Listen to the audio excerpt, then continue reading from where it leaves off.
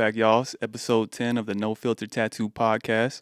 I'm one of your hosts, Theo, along with Tez. What's going on? And unfortunately, we don't have Bryson in today. He said he's too big for it. You know, he won his first award at the tattoo convention last weekend, and he left. He got two awards. Two awards. Oh, my bad. Riding high. Right, but nah, seriously. He went to a tattoo seminar. He's out there trying to step up his color realism game. So shout out to Bryson. We'll see him back next episode. But instead, we brought on a very special guest, someone you won't be disappointed by. I'd like to introduce my boy, the man, the myth, the legend, Proph Bundy. Go ahead, we gotta hit that. Appreciate y'all for having me. Man, appreciate you coming on, bro. How you feeling, man? Good, man. Life is great. I can't complain about a single thing. That's great, man. So I'd like to give you a quick introduction to the people who don't know you. If you don't know Proph, he's a veteran tattooer, man. He is known for his large-scale Japanese traditional work, and he has his own private studio out here in Atlanta. And Proph, man, you do amazing work. You're definitely my favorite Japanese-style tattooer out there, bro. Like, if people don't know your work, they need to go ahead and hit that follow button because you were killing it, man. So tell us, man, how you feeling, man? Have you ever been on a podcast? What's going on in your head right now, bro? No, this is my first podcast, to be honest.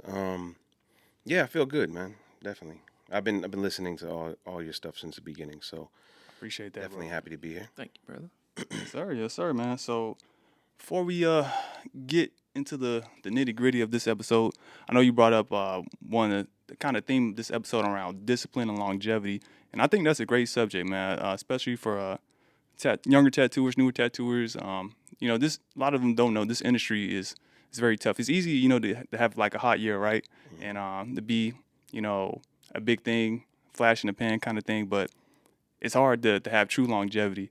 And this career is a marathon, not a sprint, in my eyes. Mm-hmm. So I would love to hear your perspectives on this subject matter, because you have been a tattooer for over a decade, and you have done different styles, and you've done well in all of them.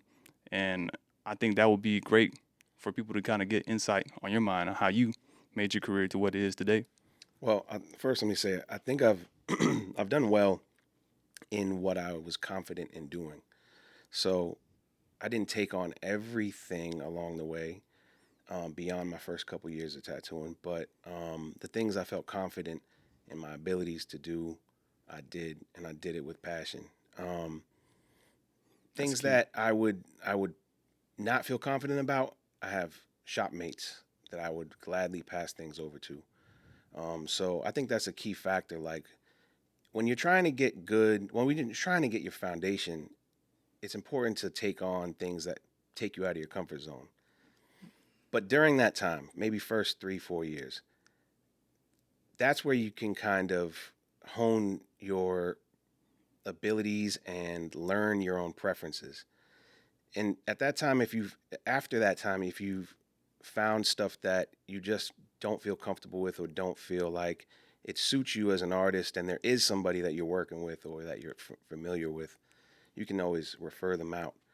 And that's what I think has allowed the industry to some degree to be what it is now. Because before you had these niches within tattooing, you had referrals from other artists. Right. Even before Instagram was as big as it was. If you wanted a tribal piece, there was a guy who did that. Right. And say, for example, like Polynesian. If you're going to get a Polynesian tattoo, there's plenty of people who would do it and just get the money and call it a good day. Right. Like, oh man, I made 500 on that. Did it in 4 hours. Like, but it's not real. It's right. not. Yeah. It's not done well. It's not executed well. It's not done with any background knowledge, any historical history, or anything that has substance to it. So you kind of did a disservice to the client and yourself, because you can't really claim it. You can only profit from it. Right. And in those cases, I've always chosen to take the high road and recommend people to the artists that really deserve that work, who are putting their passion into it, putting their soul into it. Yeah, no, I definitely agree with that, man. That's a great point. That's not really looked at too hard in this industry. Sometimes, like you said, sometimes we kind of get in the whole phase of just do the tattoo, make the money. But like you said, some of these styles do have a lot of rich history and culture behind it. And like I said, even with Japanese, like That's a great point because I do artistically what looks like Japanese, but I call it neo-Japanese, right? Mhm. And I always tell people and clients stuff like what I'm doing is not considered traditional Japanese. Like I'm just taking the aesthetic of it, as far as what the meanings behind it, uh, the proper way to get these pieces. You have to go to someone who is more traditionally trained and or who's been around someone who has done that. So And it works in reverse too. So, um, like I wouldn't consider what you're doing there as so much of a specialty rather than a preference, right? right, Like you're like, okay, I like anime and I like the aesthetics of Japanese traditional, but you're not trying to do Japanese.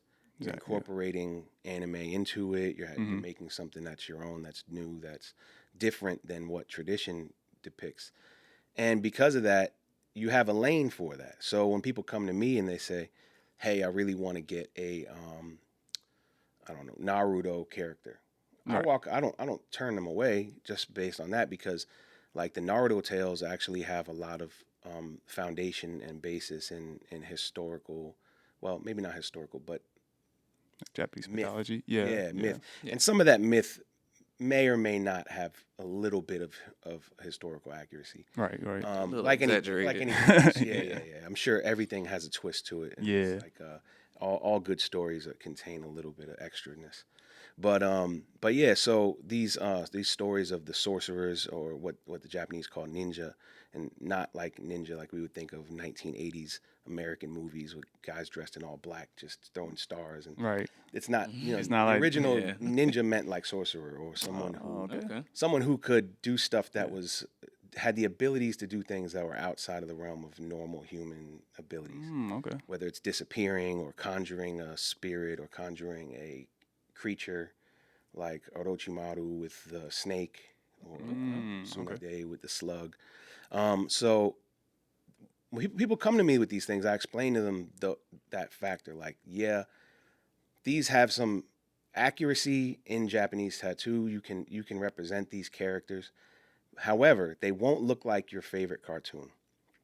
And that's when a referral to some, if they really want that, they really want the anime cartoons, Exactly. Yeah. then I'll send them to you. And I have in the past. And it's like, that's an alley oop because you're going to enjoy doing that. They're not looking for what I do.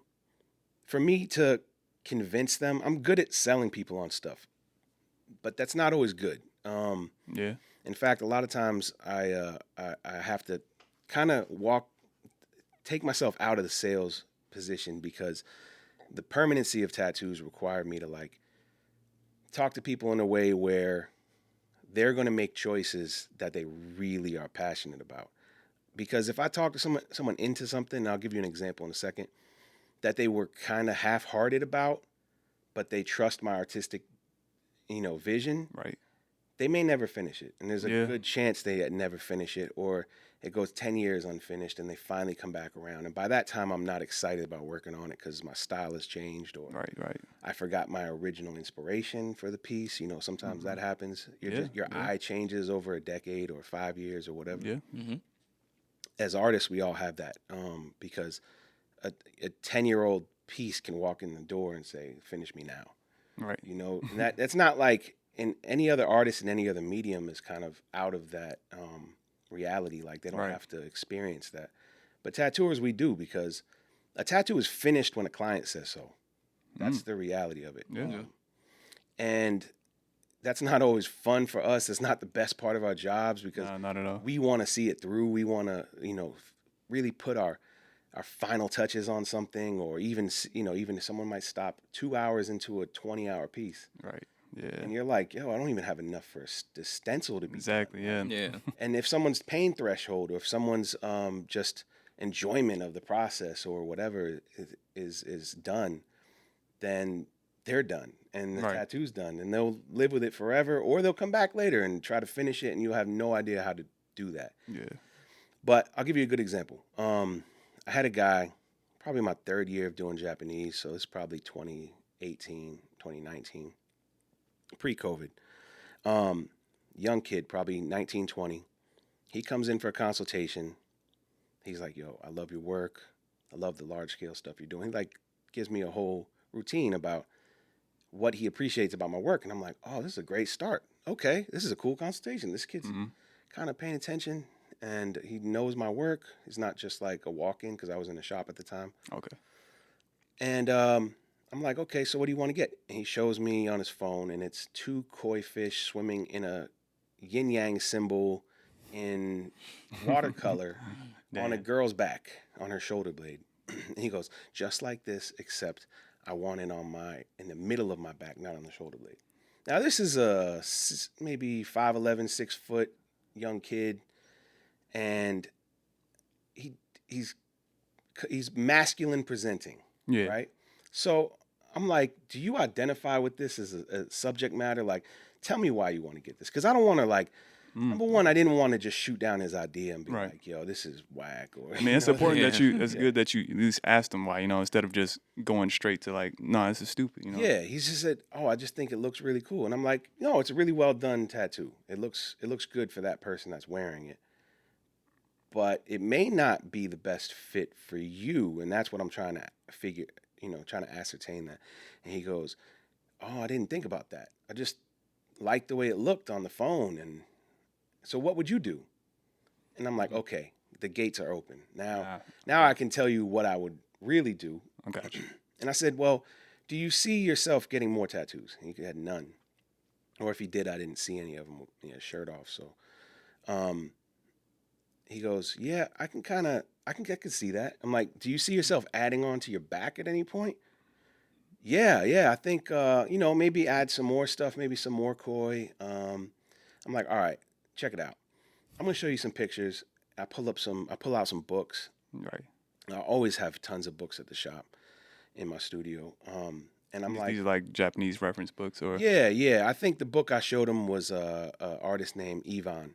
He's a Brazilian-based Hungarian guy who's been doing Japanese in Brazil for like decades now. And he's kind of a real inspiration for me and a lot of other tattooers that are out now. But he has a phenomenal book that is pretty hard to find now. But it is, an inch and a half, 2 inches thick, and it's giant. It's like coffee table size book. Damn, okay. And it's got everything. It's got stuff that's not finished too. He just like threw everything in it, and it's got an amazing representation of different back pieces and different references. So I show him this book, and I'm like, these are just some ideas from a traditional perspective. This is a really good, bold, traditional style. I think this would fit you better if you had something like this that really takes up your whole back, and not just something that's in the center of your shoulder blades that you're going to try to add on to later. And he signed on to it. He had some changes. And we talked about doing 1 koi. I said, you could forget the 2 koi and you do 1 koi. It's more impactful. Right. You can have it swimming upstream. You can pick the flowers you like, and it'll kind of represent you well and wear well. And, he goes, yeah, I like that idea. And he's looking around my room. I could tell he's looking for other stuff, because it's like 1 koi, flowers. This isn't enough. Right. I need more, because, people always want to put more into a tattoo. How much can I jam into this? Yeah. He didn't do bad, though. He just looked around. He saw a Tengu mask. And he goes, what about that? And I'm like, how do you see it? And he's like, what if like it's attached to the koi? Can we make the koi wear the Tengu mask? And I'm like, a koi wearing a mask seems a little odd. Maybe maybe he just kind of, maybe like it's tied around him, like he picked it up mistakenly, Right. And as he's swimming, just I'm like, let me not shoot this kid's all his ideas. I want him to be invested in this too. And we end up doing the tattoo. He sits. It's tough. All back pieces are tough. Yeah. Nobody falls asleep through it. It's a real test of will. But for somebody who isn't really heavily tattooed already, and isn't really like necessarily committed to Horimono or doing a bodysuit, they just I kind of talked him into a back piece. He came in for something that would have took 6 hours. And I ended up doing something that was a lot more involved. And we got 3 sessions of outlining, maybe 3 hours each. 9 hours of tattooing. The whole outline is done from mid-butt to just under his neck. and shoulder to shoulder, rib to rib, and it was nice. I was looking forward to finishing it, and never saw him again. But the way I looked at that was it was a learning experience. Right. And if you're hearing this, I want to finish your back still. All right. Come back. I've reached out to him a few times, and it gets to a point where I just feel like I'm a nuisance, Yeah, But no. what I learned from that experience was, he came in for a range of time that he wanted to get tattooed. He didn't know that, like it's not in his, in his mind. But he came in thinking, I'm going to get this thing, and he got that much tattooing done. Mm-hmm. It's just that it's an unfinished back piece. Yeah. So he ended up getting what he wanted in a way. Right. He got the same amount of tattooing or something similar, but it's not a finished piece. So if I hadn't upsold him, and if I would have did just maybe one koi that could be done in one shot, Right. I might have given him a better tattoo that he can add on to later, or just live with as is. Mm-hmm. But at the time, and still, my mindset is Horimono and doing stuff that's going to age well and look good into the future, and that goes with the longevity side of this conversation. Right.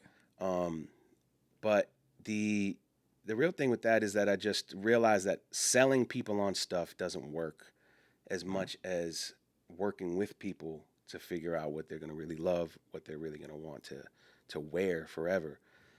Because it's cool to be a salesman, but ultimately people have buyer's remorse. Yeah. And they don't have buyer's remorse when they're passionate about what they're getting. They have buyer's remorse when you upsell. Right. When you twist, when you get out of their original wants, and they have to, they're forced to trust your, They don't want to, quote unquote, trust your artistic integrity.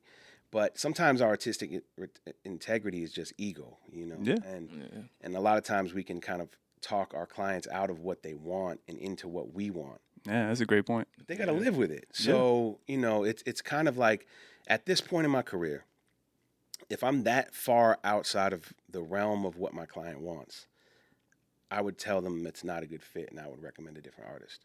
Yeah, and I've literally looked for artists for hours on Instagram just to recommend somebody. Mm-hmm. Like, let me go find someone that's doing that style that this person wants. And looked for more than an hour, like just scrolling, looking at different shots. That's more than what a lot of other artists would do, because most artists would just would just ignore the email and not even respond. I mean, this usually comes after many emails that are many paragraphs. Right. So like, I'm talking to the you really person. take time to have a detailed consult and to really understand that client and what their vision is, what they're into. For me, with my line of work, and just for the people out there that aren't familiar, I'm sure most of you aren't. The work that I do is Horimono. Horimono is the art of the Japanese bodysuit.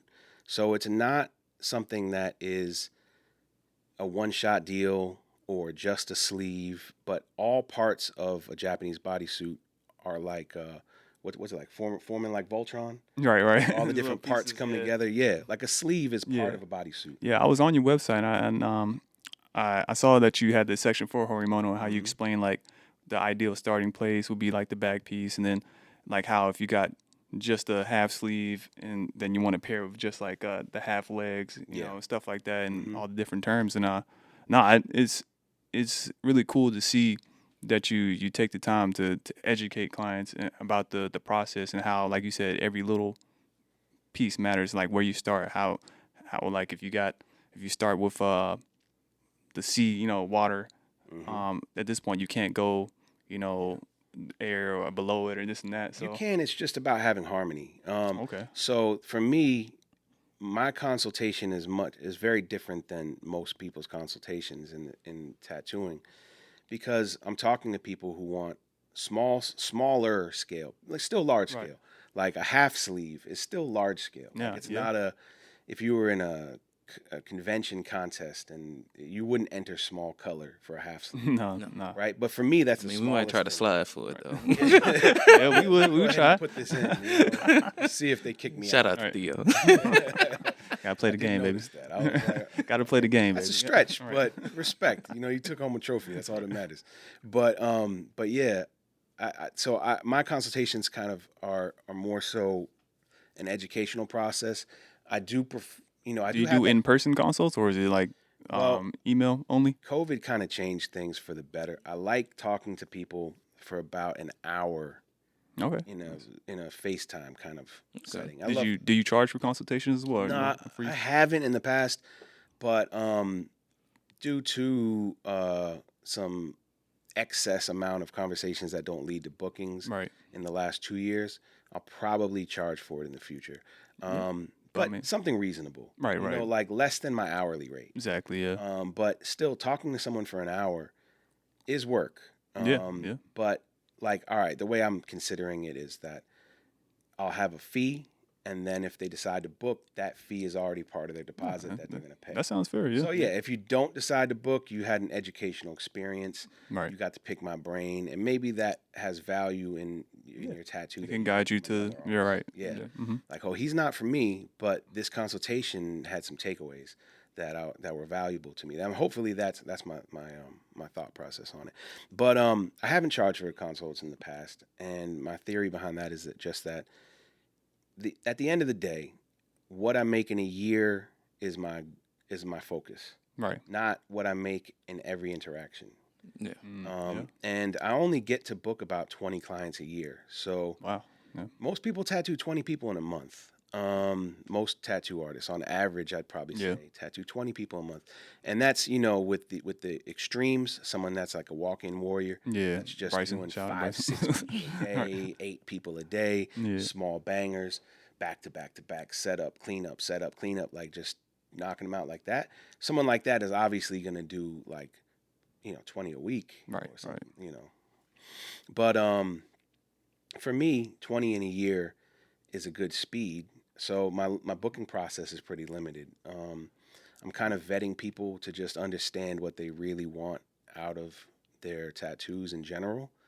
If they just want to pop in and get a sleeve, that's okay. But I want to make sure that they at least understand the part of it that is how it plays into their bodysuit should they ever decide to go down that road. Because it's like a gateway drug. A lot of times Right. people do just start out with a half sleeve and want to go to a full sleeve. Yeah. Yeah. My job is to have an even greater conversation with them about what would the length of your sleeve be if you were picking a bodysuit. Right. Because if you do a full sleeve, you're committing to doing your full leg Mm-hmm. if you did a bodysuit. Yeah. Because otherwise, it just looks weird. It's like Yeah. it's like wearing a hoodie with shorts and Yeah. sandals. Like Exactly. it Yeah. looks a little like mismatched. Yeah. Unbalanced in a lot of ways. So, and there are like small exceptions to that, and there's plenty of examples of traditional tattoos prior to modern times where people had mismatched suits. But as a rule of thumb, like I try to keep it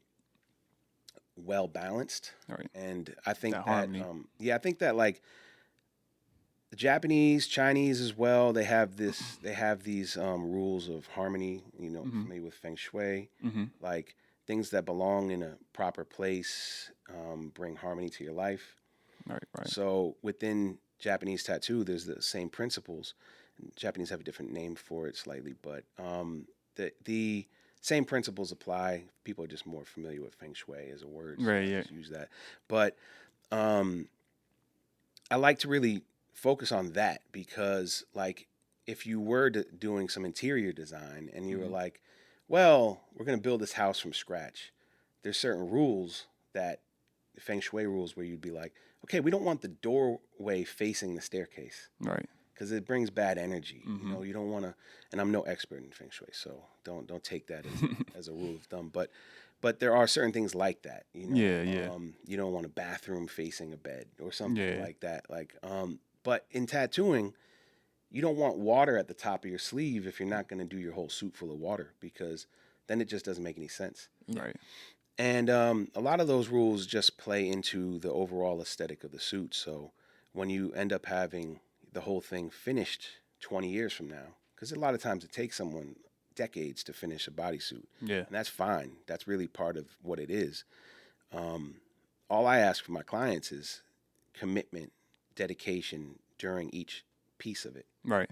You could take 5 years off, Yeah. come back and we'll do the other sleeve. Gotcha. But during the sleeve, I want to finish it in a And reasonable within amount of that time. year, Yeah. most likely, yeah. So I ask for that kind of commitment, and that's part of my consultation process too, where I'm really breaking down what's involved from inception, from my first email response. I'm telling people what they should expect, what they should really. Do you find like you have a hard time booking new clients since like do they get scared off with the amount of commitment and dedication they have to take, or do you feel like I won't say that I have a hard time because ultimately, um, in recent years, I've had a full roster. yeah, yeah, But it might not be the success rate that some people consider to be successful. right, You know what I mean? But I nah, don't yeah, need 50 yeah, people. I can't even do that. Like, exactly, Yeah. in fact, I recommend at least 10 other artists, or at least 10 other in instances where I recommend other artists every Mhm. year. Hey, you should check out this guy.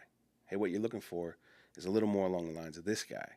And so it's fine if people go find another artist if it wasn't right for me. right, Because I really think that puts energy out into the universe that I'm looking for a certain thing, and people that are looking for that certain thing should find me. right, Yeah. And then the famine mentality is rough. A lot of artists have famine mentality. They can't break out of that experience they had as apprentices or as young upstart tattooers who maybe didn't have an apprenticeship. Whatever the case is, a lot of people are stuck in that famine mentality where like get it how you can, and that leads to people having price gouging and yeah, surcharges and booking charges, and I think a lot of that stuff is kind of scammy. yeah, How people operate nowadays. But for me, if you don't move like the recession is here, you're gonna do better. You're bringing Okay. more better energy to it's you. quality over quantity, Yeah, and I mean, don't necessarily focus on booking out a year for being successful. right, Yeah. Worry about whether you have enough on your plate right now. yeah, And people that are on the waiting list, if you end up having a waiting list, that's like a luxury. right, Having a full stable full of projects to work on, full stable full of clients, enough people coming in the front door for walk-ins, whatever your situation is, having a better mentality about it is going to bring you more prosperity. yeah. So No, that's The definitely good. energy out to get it back. Exactly. absolutely. Nah, that's a great way to put it, man. I'm super interested in the Horimono process but I'm really interested in how'd you get into it? I remember earlier you talked about the first 3 to 4 years of your tattoo career should be more about figuring out what you like and honing those skills and that foundation, right? So, what did you do in the beginning of your career to lead you to becoming like a Horimono artist that you are now? I don't think I did anything to become what I am now in the first 3 or 4 years, except be passionate. Okay. But like directly to Horimono, nothing. So what I guess when at what point in your career did you decide that this is your calling, the Japanese style? I think I think I fell into it in a way. It kind of found me, and I embraced it. When I it met found you, what I met the right yeah. people. I had the right mentors. Um, they didn't push me to do it either. Hmm. So it's just a matter of exposure and finding what you're passionate about, and slowly but surely, I realized that black and gray realism wasn't really what I wanted to continue doing. Um, there was an aspect to it where it was fun and creative, where I can create. I was doing stuff that was environmental, so I had a couple big projects I loved working on during that time. Whether I did a back piece with like a naval ship lost at sea with like skulls hidden in the water and like insane clouds formations with Yeah. lightning, and I was, I'm like, this is a challenge because Yeah. it's a back piece, right? But this is a challenge also because I'm trying to make this thing really detail laden and impressive in that regard. Hmm. And then like I did a Native American woman uh, with like furs, like different animal furs, a puma head on her head, like a headdress. and like a bunch of stuff in the background, like warriors riding out on I horses. remember that piece. Yeah, like that was those a sick piece. projects really kept me going for Black and Gray because I really found them to be challenging, really found them to be creative and fun. But the majority of my work was portraits and, things that felt more like being a Xerox machine. Yeah, you don't get too much creativity, and so I mean maybe elements and how to make it a little bit different than the average artist, but Yeah, and I mean, there wasn't anything wrong with that. But I definitely noticed that my enthusiasm for it had wavered a little bit over the years. So, um, I slowly started incorporating Japanese into my repertoire as much as I could. I remember there was a walk-in guy who wanted, I don't even remember what he originally wanted, but he talked to the shop manager. And I'm like, I had made it known. I'm like, I want to do more Japanese. I want to do more American traditional. I want to do stuff that's traditional, bold. Get to do some color saturation that will hold up. And most of my clients at the time were Black, so it was really a focus of mine to have really bold color that would translate well, and have stuff that had the bold lines. And American traditional hit in terms of those factors, but not in terms of relatability with the client base. So Japanese was a little more exotic and further from home, and people were a little more accepting of that. appreciate it more as an art form, I guess. And then also just kind of appearing elegant, Yeah. and to the client base that was a little unaware of it in terms of Horimono and like the proper. And I was pretty unaware of it at that time. This is probably 2015, and I was still, just doing half walk-ins, half bookings, and not really. I'm only a couple years into my career at that point. I started apprenticing in like 2011, I think, and I didn't finish apprenticing until 2014. I went through 2 different apprenticeships, Damn. 2 different shops, 2 different group of mentors. So yeah, like during those, during that slow build, I had a lot of experience doing small stuff that wasn't any niche, just whatever someone wanted, walk-ins and that kind of thing, and that built up my skills to kind of be able to tackle all types of tattoos. Well, as I hoped, but when they came in the door, I made it known to the managers at the shop, like, yo, I want to do these 2 types of things. And I was working with Candace Lane at the time, and she was doing, shout out to Candace. She was doing mandalas and stuff. Yeah, right. And same time period, 2014, 2015. And we had like an unspoken agreement, like anything that's in your lane, I'm sending it to you. Anything that's in my lane, send it to me. And there was a few people in the shop that didn't play by those rules, that just would take anything that they could. But the managers were really good at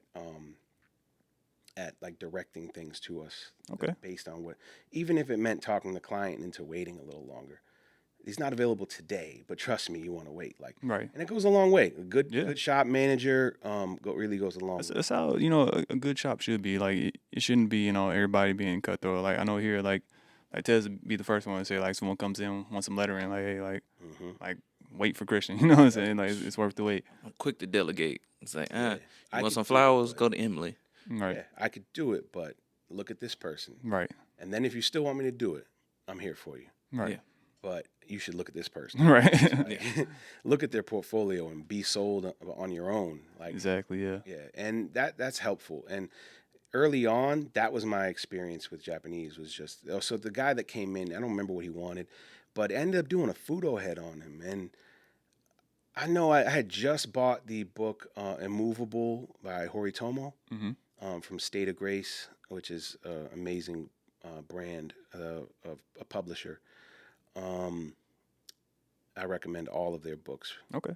Yeah. I know you recommended me quite a few.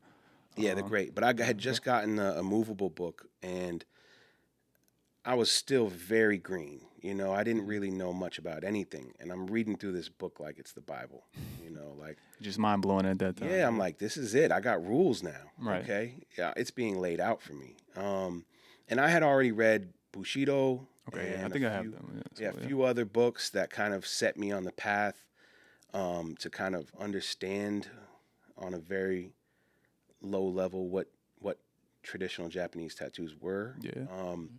But then they're not filled with rules. Right. They might have some little tidbits about Makiri or like the endings of a sleeve or the shape of a bodysuit, or they might have little tidbits about that I read about, but it's different when you're reading like, here's how this should be represented and here's why.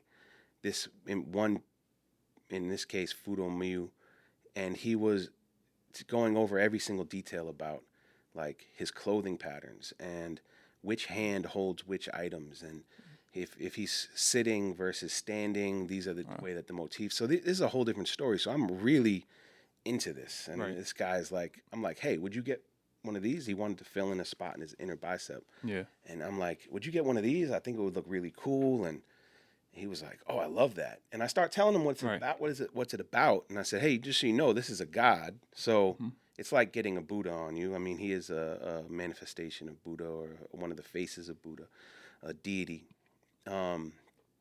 Deity? Okay. I say deity, yeah. right? But in the South, it don't matter. That's one of those words. That's like peony. I always say peony. Some people say peony. Yeah, I'm a peony guy. I like this peony rolls up. I think peony is. So like, it sounds like from your story you was giving, it's pretty much the challenge of the Japanese style that really drove you to it. Yeah, early on, I wouldn't say the challenge drove me to it, but the challenge was worth doing. Yep. Yeah.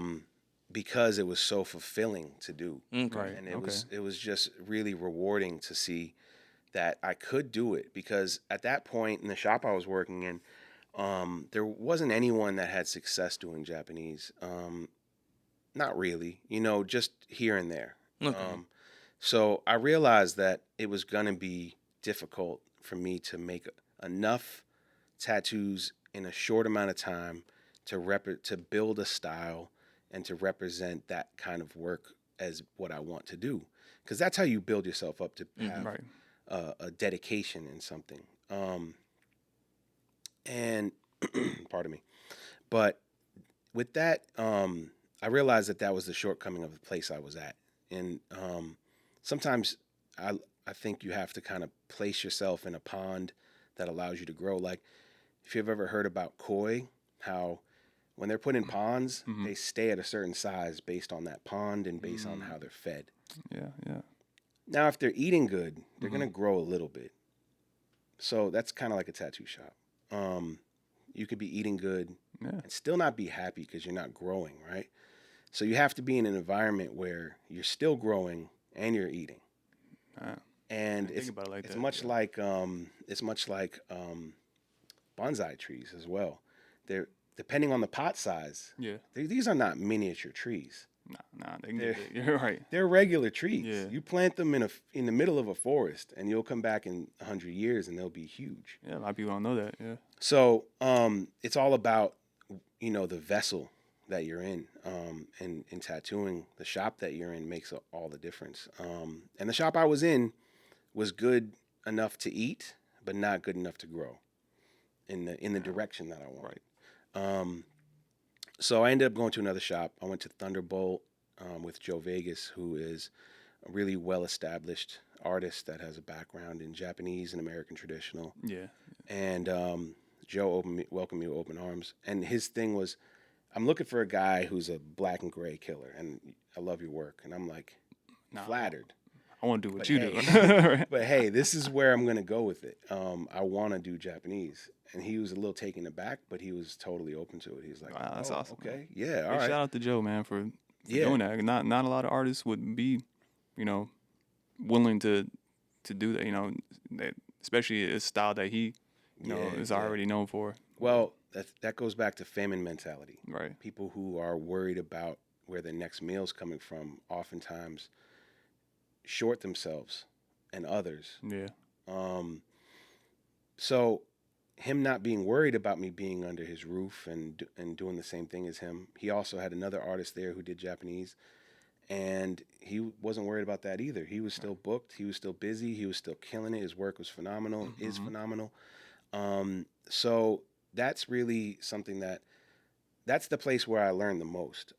Yeah, I remember your career like in that Japanese style just taking off once in those years at Thunderbolt. It didn't seem like it did, but From the at the outside in, time, yeah, yeah, I was like, man, it felt Proph is slow killing it. Yeah. because I'm like, okay, my first maybe 2 months there, I had a guy who asked for me, which was really cool because he wanted a Japanese sleeve, and he asked for me, and I had like no sleeves in my portfolio. Right. It's like you going to me over Yeah, Joe. Like, and we ended up talking about it, and I've always been really like big on learning subject matter and substance behind the subject matter. So for my first sleeve, I ended up doing manju, and manju bosatsu is one of the Buddhas of Japan, and he represents he's like a deity for learning for students. okay. I think also chefs.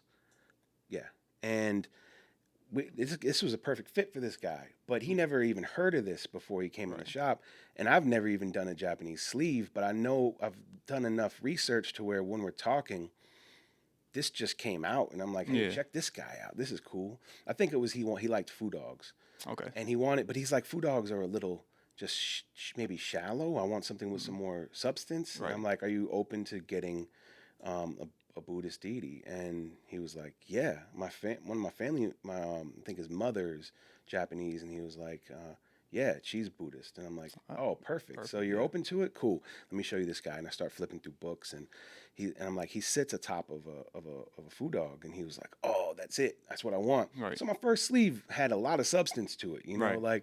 and that was really motivating for me. And then after that, every single project I started taking on wasn't always a full sleeve, but I was going at it with that same kind of passion, trying to like build something. And I was still posting black and gray for a while. Probably stopped booking black and gray in 2019. 2018, I stopped posting it, I think, towards the end of the year. Okay. So, I mean, I think that's another factor too, is just like what you post, what you put out there to the world is what you're going to get more of. Yeah. No, So absolutely.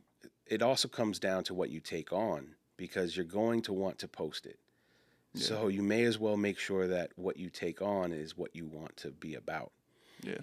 And that goes back to what we were talking about earlier as far as recommending other artists if it's not a good fit. Sometimes if a project comes along, and even if it's in the style that you want, but it's something you've done too many of, that needs to be a conversation you have with that client if you're not comfortable with doing it. Now, if you're comfortable with hitting the repeat button on things, that's fine, but your passion has to be in it. Right. You have to be fully invested in what you're doing in order for it to be worthwhile for your clients. No, I absolutely agree, man. All right, so yeah, that's a lot of great info, man, on how you just kind of shifted your career from doing, everything to realism to the Horimono to the Japanese, because it's something that kind of gave you more satisfaction as an artist. So I definitely think a lot of tattoo artists can learn something from that, because me and Tez, we were just discussing earlier how we're kind of like I know Tez especially is in that part of the career, right, where you're trying to shift into do more like surrealism, more so like cyberpunk futurism type stuff. Yeah, just stuff you're gonna have passion about, and then you're gonna really love doing, because It shows. yeah, Exactly. When you care about your work, when you're invested in it more than financially, that's when you become great. That's when you have the potential to become great. That's when you start your climb to greatness. And I don't think we ever really fully get there. Like I've heard it explained where by Japanese horiishi or Japanese tattooers traditionally, that it takes a lifetime to become masterful. right. And you'll probably never get there, but every step of the way is part of the process. Exactly. Mm-hmm.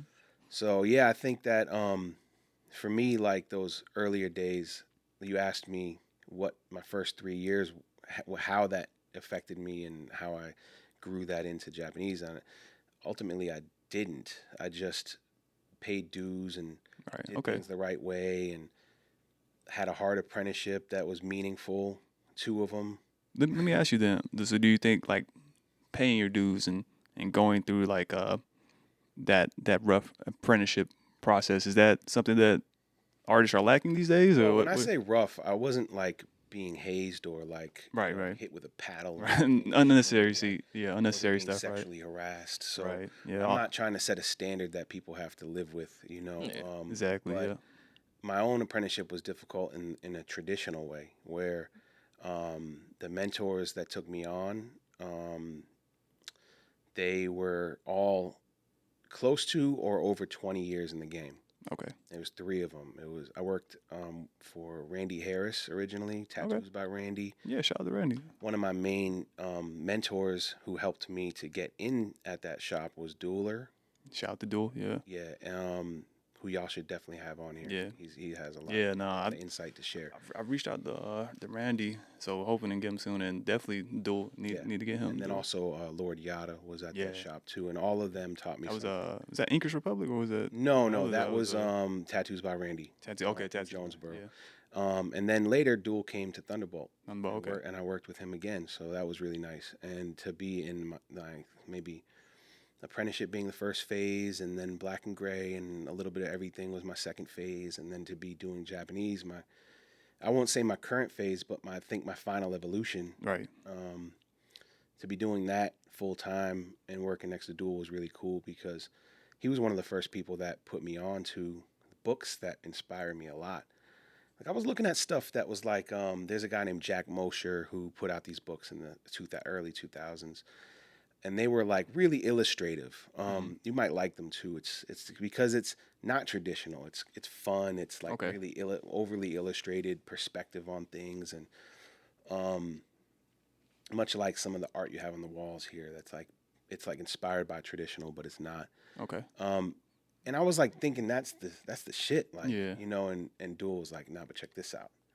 And I'm like, oh, he showed me a book by this guy named Mick from Zurich, and this is a hard book to come across, so I don't recommend any of you try to really go find it. But if you do find it, be prepared to spend on it. But this book blew my mind. It was everything. This guy had back pieces and body suits, and it wasn't really traditional yet. Like it wasn't the full traditional, real deal Japanese stuff, but it was a European interpretation of it, similar to Philip Liu. Okay. Those guys all kind of share the same foundation of style and probably feed off of each other. I don't know their personal stories, but they at least share some similar inspirations in how they approach Japanese traditional from a European perspective. But goddamn, it blew my mind. And from that point on, I just was thinking about it. Yeah. I'm like, man, that dragon back piece with he's holding the pearl. It's just so many crazy motifs that were in that book that I didn't stop thinking about that for a long time. And then being introduced to other artists like Mauricio Teodoro, he's a Brazilian guy, does really crazy dragons that are like not traditional either. You know, my earlier inspirations weren't traditional, which maybe shows in my style now. But ultimately, those were my early inspirations, from Jack Mosher to Mick, even some Ed Hardy in there. Duel told me, you need to go buy this Dragons book by Ed Hardy because it's gonna sell out. It's been out for a while. I think I saw there's someone trying to republish. Yeah. State of Grace. They got the rights to it. They're gonna put it back out. Yeah, I plan on trying to get that when they. You should definitely buy a couple copies. Sure. I mean, it's just that's one of those foundation books where if you want to learn how to draw dragons, you're better off with that book than almost any other. Right. Because a lot of other interpretations of dragons are put through a filter, an artistic filter, and Ed Hardy's dragon book is more so foundational. He's not, and a lot of people are mistaken that book for being all Ed Hardy designs. It's actually not. Okay. It's Ed Hardy introducing the world to dragon motifs and ways of drawing dragons from different parts of the world. So he'll have even some Chicano influence in that book. Like he has some from Freddie Negretti in there. What? Okay. Yeah, like you wouldn't expect that. Nah, not at all. Also, a little sidebar, but one of the most amazing, not traditional Japanese style tattoos I ever saw in person with my own two eyes was a koi done by Freddie Negretti. What? Yeah, That's crazy. It was on a black girl that I lived maybe 3 doors down from, and I just stopped her in the hallway. I'd seen her a dozen times, and I just don't want to bother That's anybody. crazy, yeah. But you don't want to, like, you live in an Yeah. apartment complex, you don't want to just Don't borrow. be a crazy guy. Let me see your Yeah, let tattoo. me see your ink. Let me and start touching them. Like, it's like Right. the worst thing you could do. Right. But like one day she stopped me about something else, okay. and I was like, yo, I want to ask you, but Right. like, yo, your tattoo is amazing. Like, who did that? Damn. She goes, oh, Freddie Negretti out in L.A. I'm like, That's crazy. and I already knew the name because I'm Right. already like maybe a year pre-apprenticeship, but I knew his name, and I was like, wow. And it's probably the smoothest. It was fine line. It wasn't traditional, but Yeah. goddamn, it was on point. And so anyway, there's the Dragon book has all of these different interpretations from different cultures of dragons, but all of them kind of through the filter of Japan first. Like, so the Chicano influence would be more so looking at Japanese dragons and then drawing them the way that fits the style of work that they're doing. So some of that stuff, has a biker twist. There's like some of them in there that are like winged European dragons. Yeah. It's such a good book, but it was part of my foundation along with those other books I mentioned. And this is really like where the spark happened, Gotcha. And then this is because there wasn't at that time. I still have screenshots from my old phones when I go through the cloud. Like Yeah. back to my iPhone 5S, I can go back and Sheesh, pull okay. up all my stuff. And when I look at the screenshots of stuff that I thought was dope, You're like, it wasn't really like that good. Yeah. Because you're only as good as your reference sometimes. Yeah. And at that point, Instagram was very young, and a lot of really good heavy hitter tattooers in the realm of Japanese traditional were not on the platform. Right. And they weren't really like sharing if they were, or Right. even I might not even be familiar with them. Exactly. I might not even have known to follow certain people at that point. But this is like just coming out of an era where like you had to have an iPhone to have Instagram. Right. During those early it was on Android. Yeah. You had an Android. You got to look. Yeah. So it was a different time. It was a different it was a different thing. So I look at those old screenshots and I'm like, this is what I was thinking was really it. Right. And I was off because I was looking at guys doing like neo-traditional Japanese inspiration peonies, and they got all these weird little funky color things happening, and they got all these weird like add-ons to flowers and like stuff that's not traditional. So for me, that was maybe a speed bump in my growth because I didn't know what to look for. Right. And I'm looking at stuff that isn't really beneficial to me, and I'm looking at that as what I'm supposed to be doing. So Instagram can help and hurt because who you're following and what you're looking at as reference is a big part of how you can grow. Now, because it is a resource for us at this point.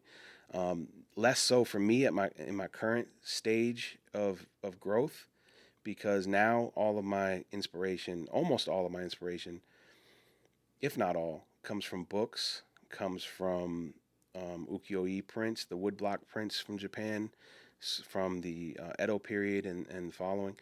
And those are really where I source everything from now. So either out of my own mind, like flowers are just drawn from my own mind, from some of my earlier proper influences, references, like quality references, and then also out of these books and so forth. But having those references is such a big part of. So I recommend every artist out there, especially if you're trying to get into Japanese, to have a budget every single month for books and spend it. Like, just buy stuff. Right. If you don't like it, get rid of it. Give it to somebody. Don't even sell it. Just give it to someone else. So it's also like you're buying like a piece of history too, because like you said, these books go out of print, and something that you kind of take for granted, like, oh yeah, it's some dope art in here, but then 5 years, 10 years down the line, no one else can get hold of that book, and now you like, I have a piece of this artist's history out there, and now I can always go back and get this inspiration from this woodblock, from this book, from this artist. So the thing about Japanese that makes it so different, aside from things we already talked about, aside from aesthetics, aside from tradition, it's the only, in my opinion, it's the only type of tattooing out there that requires you to really invest in reference, and invest in books in a way that is unimaginable to most tattooers. I mean, How if much I have you spent on your book collection? Oh, I don't even want to talk like that because that would seem like a flex. Like people would think I'm lying, and it would seem like I'm But bragging. we're talking about dedication, right? I mean, just say Well, just And I'll you put don't it have to like put a this. number out there, but let's just say realistically, investing in like yourself. let's talk about like what type of dedication these artists should put in if they really want to hone their craft and focus on a certain style or whatever. Like how how much are you willing to invest? I've bought books that were $800. Damn, that's much as a machine right there. Yeah, no, and I bought a lot of them. But I Maybe mean, not. it shows in your work though. Maybe so. not all of them are worth that much. Yeah. I have some really great books that I got for retail that were, I don't know, $45, Right. $80. In fact, State of Grace books. I always recommend them to clients, not just other tattooers, because I like my clients to be really well informed. I have a reading list on my website. I saw that. That was awesome. Yeah, I think it's important. Like, now my reading list has a couple on there that are really above and beyond what a client is going to buy. Have you ever had a client like buy all of those books? No, because there's a couple books on there like there's a couple. I don't want to name drop them on here, but there's a couple books on there that are almost unattainable. If you find them on eBay, they're probably going to be $300, $400, $500. Okay. And they're really sparse. They don't come around very often. So, I think it's important to have them up there because ultimately they are really good resources. They're just out of print. Gotcha. And anything in this era that goes out of print that seems to have a demand, resellers tax for. So if you are the last person holding on Amazon or eBay and there's no other listings, instantly that seller is going to pump it up. It might have been 150 and then there were 5 sellers all like, this person's got free shipping and it's $180. This person's got $40 shipping and it's $135. You know, like it's all like comes out almost to the same same price. Yeah. But they'll once they're the only one holding, instantly that $180 book is like $750. Yeah. And that's how it goes because everyone looks at it as opportunity. And in this world, booksellers, tattooers, collectors, they all know that Japanese tattooers will spend money. Right. We'll spend that money on machines. We'll spend that money on books and not think twice about it. Right. Yeah. So for me, investing in books is a constant thing for me. I've bought in the last 30 days. I've bought 4 books from Japan, and I stumbled across a really good seller who is a tattooer. Okay. I won't shout him out because I don't want you guys finding him. Shout out to him. That's his plug right there. He's not listening anyway, but he's a tattooer from out there, and he's very low key. He doesn't hardly even post his work, and he sells woodblock prints and he sells books, and I've gotten a bunch of them from him in the last month because his prices are reasonable. He's not doing the gouging, and he's at the source. He's in Tokyo, and he can go to markets that they have flea markets for woodblock prints. Wow. They have bookstores for these old tattoo books, and for him it's just part of his passion. It's probably I'm sure it supports him a little bit more in additional income on top of tattooing, but I think for him it's more about the helping out fellow artists in the same passion. And that's rare. But so I've bought more in the last month than I have in a couple months before that, but there's always this drive, and I've constantly got a list of books that I'm hunting down and looking for, and other collectors that help me on that path. Shout out to Andrew Cuttrell, my brother from Alabama at Four Swords Tattoo. He helps me all the time. He'll be like, "Yo, I got this. I got a line on this. You want it?" Man, and he'd throw me the alley-oop, man, and that's love right there. Yeah, absolutely. So there's a community within this, and I'm friends online with people I've never met, that I communicate with and share inspiration with, and eventually hope and plan to meet. But otherwise, there's this world of it that is just filled with passionate people who we all have that in common. Right. Passionate about it, and it's clear who is and who isn't. And there are some people who in the past have even criticized me on having a reading list. What was their criticism? I don't think their criticism is invalid though, Okay. but I do think it's maybe unnecessary, and it's a symptom of the past and Gotcha. the famine mentality we talked Right. about. So I think that the criticism comes from a place of when I was coming up, no one told me about this. Hmm. It took me 10 years to find that book. Gotcha. It was out there, and I never knew about it. And it took me 10 years to come across that book, and you're putting it on a list, I got you. So it's putting it more on so. a shopping list. Oh, no, don't do that, man. Like Right. that's a gem. And for That's for me, us. That's like, I yeah. think that's valid. Mm-hmm. However, I'm looking at the content, I'm looking at the actual book itself, and I'm looking at what it is. It doesn't give away any secrets. Mm-hmm. It doesn't. It's just a really good quality book. Pardon me. It's a really good quality book about the history of Japanese bodysuit tattooing and the history of Japan prior to the tattoos that were being done and how you got to that point. And then there's tidbits on like bodysuit formation and things like that. But those can be found in Bushido. Those can be found in other books that no one has a problem with people sharing. So, Right. but they are great resources for inspiration. So, and they were at one point rare, elusive, still rare. But at one point, people would not share it because it was looked at as bad form. I personally think in this day and age, if you can Google Horimono Right. and this book comes up, it's not a See, secret you're right. anymore, Right. you know?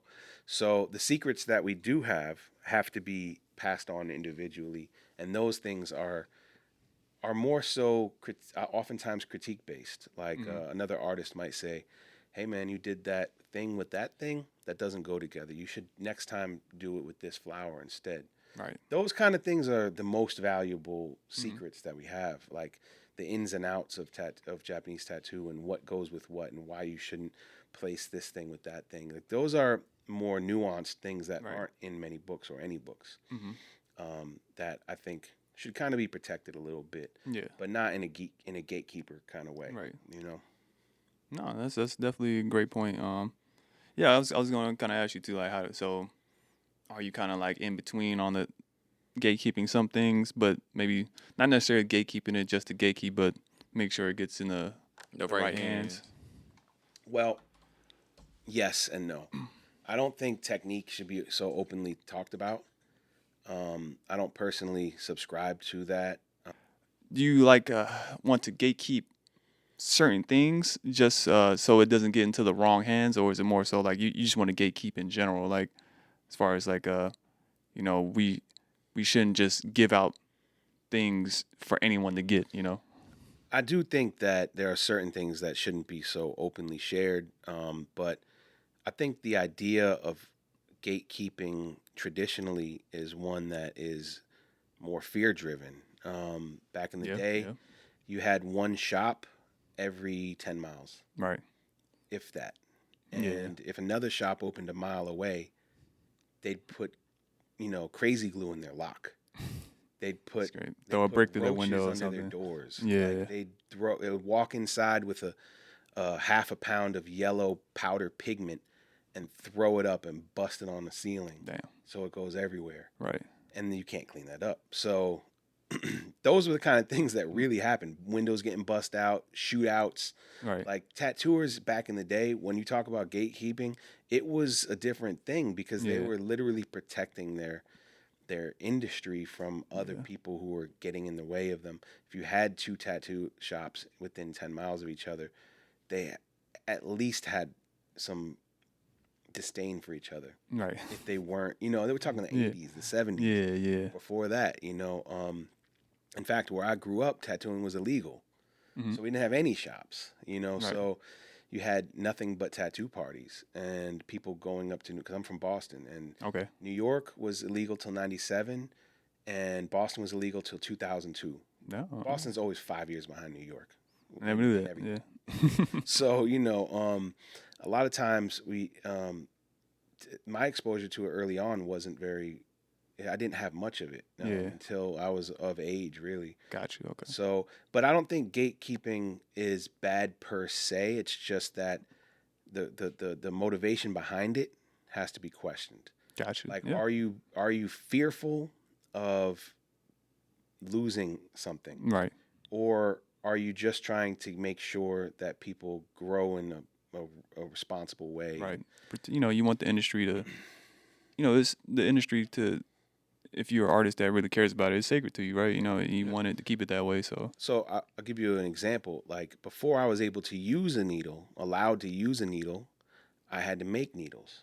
right. So when I was talking about a rough apprenticeship, I didn't mean that it was like painful or those kind of difficulties. You actually have to work though. Although sometimes I was dead tired or whatever, Right. but I was made to learn foundation. Mm-hmm. I mixed pigments with the artists the mentors that I mentioned earlier. I made needles nearly every day. I drew, I traced Scrub tubes, a ton of Vogue autoclave. flash and all Right, types of right. different flash, and it was my job to just make line drawings for stuff. Mm-hmm. And I probably was never used. Any of it was probably never used, But the premise was that I was doing line drawings in case someone walked in off the street and wanted that piece of flash on the wall. Right. And that's how that's traditionally how apprenticeships were. You were paying dues by doing work that was kind of grunt work, Right. but also foundational stuff. Making needles back in the day, if you had an apprentice, they made needles until they were good enough to make needles for the whole shop. Mm-hmm. And then the shop wouldn't have to make their own needles. Right. They'd have the apprentice doing that 4 days a week. And then you'd have, Right. 10, 7 rounds, What's, and whatever. What's the stuff, you used to, Flux, was it? Flux, yeah. Yeah. Flux is nasty stuff, I think that it's important to be mindful of what we share, Right. because just because you tell somebody what voltage you're running at or what needle group you're using or what brand you're using doesn't mean that they know how to use that properly in their own application. True. And doesn't mean that they should, because some things need to actually be learned through experience, through working under somebody, working next to somebody. So even if you haven't had a proper apprenticeship and you're getting into tattooing, you might need to work around some people who have had proper apprenticeships. You might need to humble yourself enough to learn from them. Right. And pick up some of their good habits and get rid of some of your bad ones. And a lot of times I think we feel like it's part of tattooing now to almost share stuff. Yeah. I mean, we're conditioned with Instagram to share, with Facebook to share, with TikTok, whatever. We share so much stuff that we oftentimes bring tattooing into that bubble of sharing. Yeah. And the technical aspects of it really shouldn't. I understand having a sponsorship. I understand whatever. I'm not sponsored by anybody, so I'm not going to sit here and shout out anyone except my mentors. Mm-hmm. But with that, I think that what we share and what we allow people to have from what we've spent a lot of time learning should just be minimal. Not nothing, but maybe not this stuff that they aren't able to put to use. And without knowing who's listening in an open platform like this, it's kind of important to just be mindful that plenty of people are listening who haven't earned that or who haven't even been through enough to put it to use the right way. Yeah. Okay. I mean, that's a great take on it. I agree with a lot of what you said, man. Definitely, I would say I'm probably a little bit more on the sharing side than you.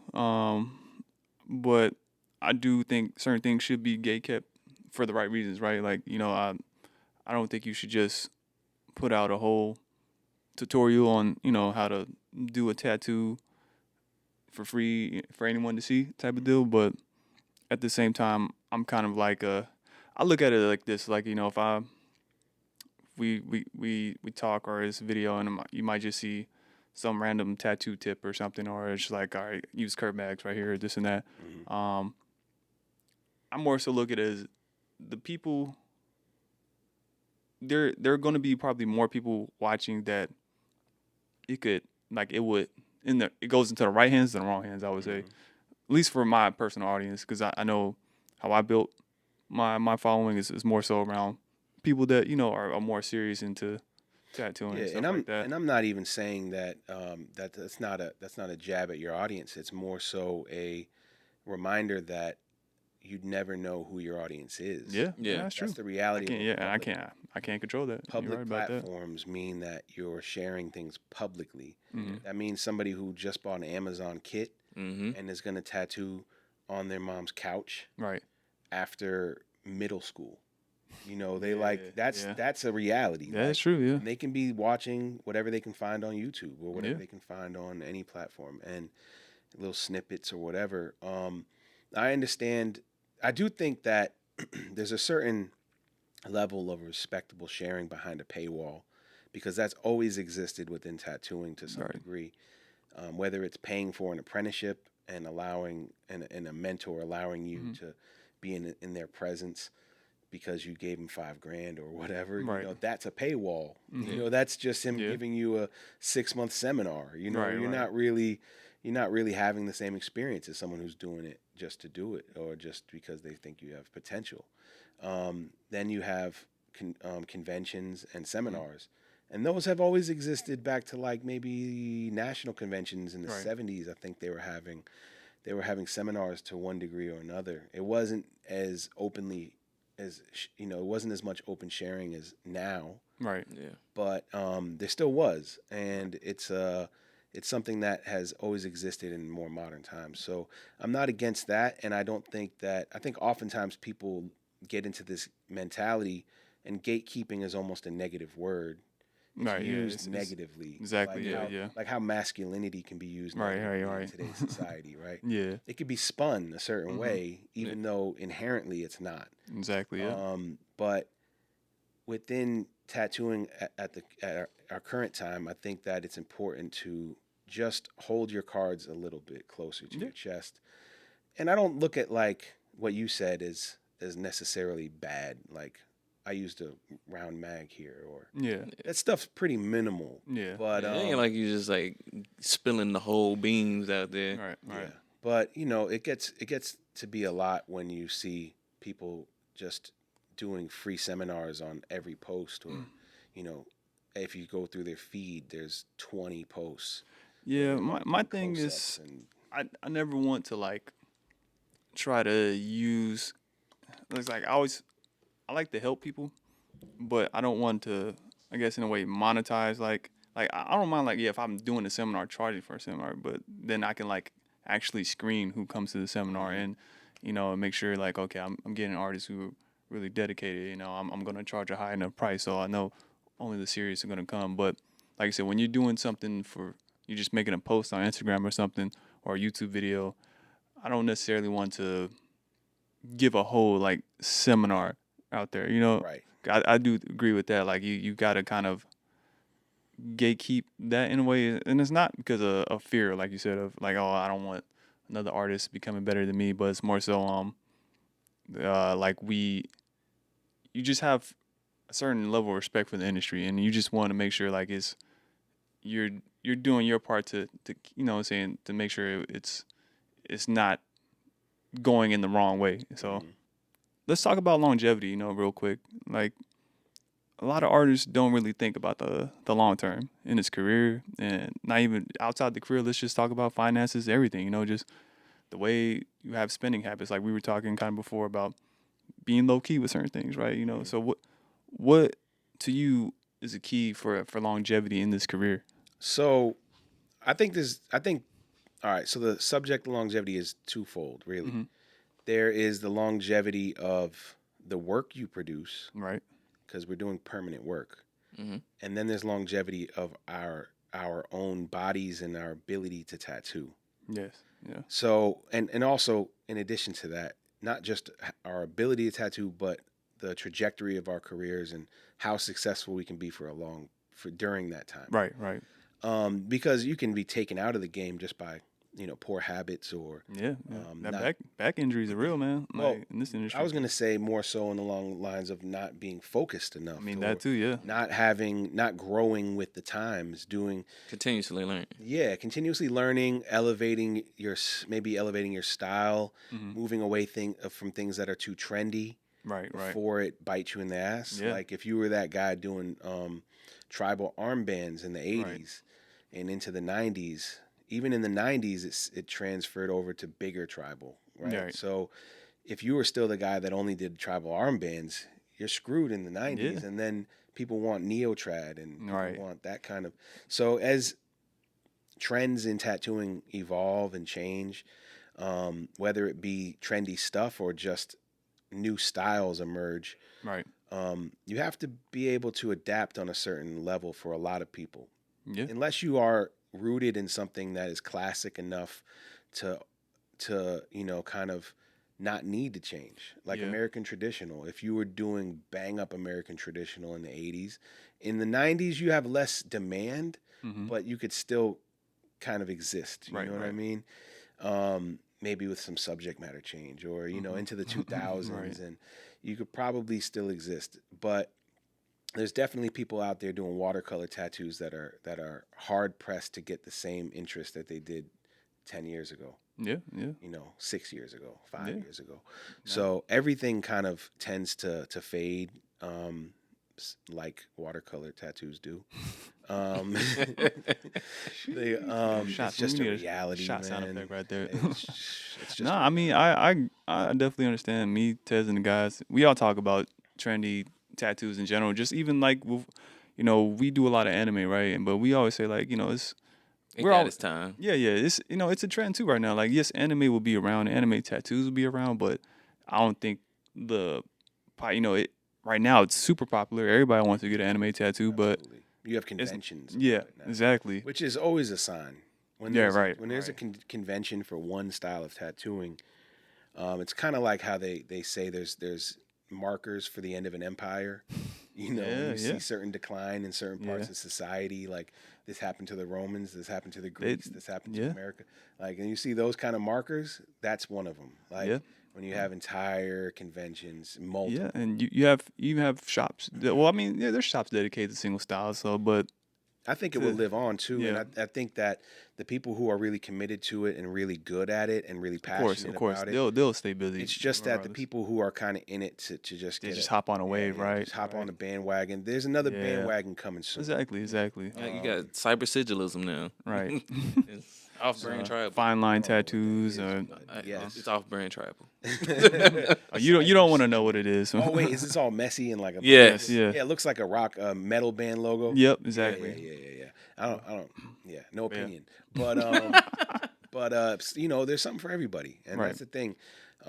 We don't share client bases with other people Exactly. that have these specialties because Yeah. for a reason it's personality based. Right. Yeah. When you have a client base that their personality has to match with your style. Yeah. Um, That's big. yeah, when I was apprenticing, we could spot certain artists' clients walking in the front door. Yeah. You could be like, "Yo, that's for We do that here. Yeah. We do it here too. yeah," because you can tell. Yeah. Because your client base, your style attracts a personality type, Right. and sometimes that is. It's not always, but sometimes that's visual. Right. So yeah, what was the subject? Shit. Damn, I forgot. Longevity. Yeah. Longevity. But yeah, so we basically Gotta started keep we this started thing talking about going. trends and all that, but yes. So I think the main point we were really hitting on is don't unless you're rooted in like a timeless tattoo style, like be able to adjust and be able to change with the yeah. times, And then there's the physical aspect of longevity, right? Like how we take care of ourselves. Mm-hmm. Me and you have talked about this off camera, Right, just, right. amongst ourselves when it came to like the tattoo chairs we use, Yeah. or when it comes to the way that we work. I work standing up. I have a hydraulic lift table where I push a foot pedal, and my client is 4 feet in the air. Right. And That's that's not not normal. conventional. Yeah. Yeah, that's not most people's reality, most artists' reality. Most of us are working on tables like these, Mm-hmm. where they have a hydraulic lift, but it's not electric. Yeah, It's it ain't not. going that high. Yeah, and they're Either. not standing when they're Right. working majority of the time. So for me, that works better. I work on back pieces, legs. When I do sleeves, I'm probably sitting down half the time. Okay. So it's understandable because the majority of a sleeve is visible from the outside of the body when your arm's at rest. Mm-hmm. And all this area is easily tattooable sitting up.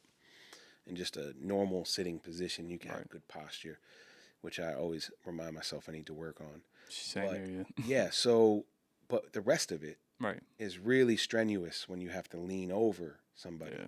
So back pieces require me to be in 10 different positions, and most of them are standing. Almost all of them are standing. But there's a lot of stretch involved with clients being in a certain position for me to access certain parts of the body. Mm-hmm. And these are things that, like, most tattooers have no idea are a part of tattooing Yeah. until you tattoo the lower rib cage of a young woman who is athletic, Right. right? Yeah. Then you try to tattoo that ditch of where the hip, Man, yeah. where especially a pronounced hip, Yeah. like where wide little- hips, yeah. slim waist, Right. and then It's a like you're- dip, that yep. hourglass figure. Try to tattoo that. Try to put some script right there, Oh, and you'll understand that there's some challenges in tattooing that aren't talked about in seminars. Right. They're not talked about Right. on YouTube. They're not. You're gonna realize that there's a whole nother world to this that is challenging, Right. physically challenging. It's not like tattooing those fake skins. It's Oh, yeah. perfectly flat No. on a bench. The same thing in my line of work. That obviously that comes along every now and then. That part of the body, but also butts. Right. I probably tattooed more sessions, more hours on butts than 100 tattooers Yeah. in their career. You know what I mean? Because I'm doing bodysuits, and back pieces don't stop at your waist. They just don't look right if they do. Tez So was I saying just that don't the do other day. He's trying to convince more people. Never, to go never half-ass, whole ass. Yeah, and I mean, for traditionally, you get a back piece, and it's called a kame no ko, which is translates to turtle back, Okay. and it's just because if a turtle is wearing a shell, it goes to the back of their thighs, Yeah. and it goes up to the bottom of their neck. That's the format of a Japanese back piece. It goes to the back of your thighs, and the reason why is because then that allows your main subject to be bigger. Mm-hmm. That allows the main subject to be bigger, to have flow that continues below the butt. Right. It really allows you to get a huge piece of work done on your body in a cohesive way, where you couldn't achieve that if you just stopped at the waist and then tattooed your butt and thighs later. Like when you found the commitment later on, like, oh, I guess I do want to do that. You're going to have a less interesting, less cohesive bodysuit if you were to stop on the butt or above the butt. Right. So that's a difficult thing to do, and that's back to longevity. That's really how. That's where I learned that I needed to focus on parts of my career and parts of my technique and process that I never thought about before. Mm-hmm. When I was working at Thunderbolt, I found difficulty in working in a booth because the booth has restrictions on how you can angle yourself, how you can position clients. And anyone who's worked in a booth and tried to do legs, lower legs, you realize quickly that there are some real restrictions around that. But also, if you have to have, you're working on a lower back, you've got to have that person sitting up. They have to sit up. They have to Get that stretch. stretch for you, lean forward, and do a lot of the work for you. Otherwise, you're going to have to tattoo them a lot harder, potentially scar them, Right. and other things. So these are little things that take a lot out of us when we're doing them. And most tattooers don't have to deal with that on a regular basis, but I do in my line of work. So I found that having a table that goes up as high as possible, 4 feet is good for me. In the future, I'd like a table that goes maybe 4.5 feet, but Okay. but for 95% of use, my table's perfect. and it's comfortable. My Mhm. clients like it, but it helps me to be in a position that benefits me in terms of my own longevity, my own Right. lifespan of my back. Right. The difficulty. I'd rather the difficulty I experience during a tattoo session be on my feet Right. from standing than on my back from Right. bending over or leaning over. Even if I'm working on an arm, inner bicep, right? Mhm. You got to get over that person's bicep. You have Mhm. to lean in. You have to force yourself to hover above the Yeah. work area in a way that's unnatural. If you're Yeah. sitting down, but if you're standing up, you could just stand right there and Oh, work yeah. and just look down, and you don't Yeah. have to do that. And if you can get them up really high, up to chest level, Mhm. and you stand, then your work area comes to you.